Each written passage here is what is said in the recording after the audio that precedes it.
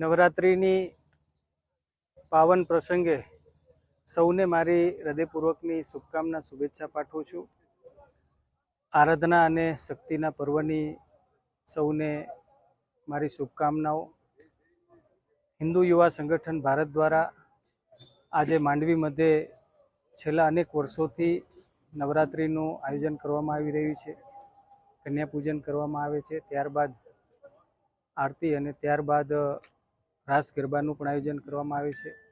હિન્દુ યુવા સંગઠનના પ્રમુખ શ્રી ભાઈ રઘુવીરસિંહજી જાડેજાના નેતૃત્વમાં આ વર્ષોથી અહીંયા ગરબીનું આયોજન થાય છે। સાથે સાથે ભુજ મધ્યે, અંજાર મધ્યે, ગાંધીધામ મધ્યે પણ એનું આયોજન કરવામાં આવે છે। અને આપણે બધા જાણીએ છીએ કે અલગ અલગ જગ્યાએ પણ આજે ગામડાઓની અંદર, શહેરીઓની અંદર, અલગ અલગ શહેરોની અંદર, અલગ અલગ વિસ્તારોની અંદર માં આરાધનાના પર્વની આપણે સૌ, માં શક્તિના પર્વની આપણે સૌ ઉજવણી કરીએ છીએ।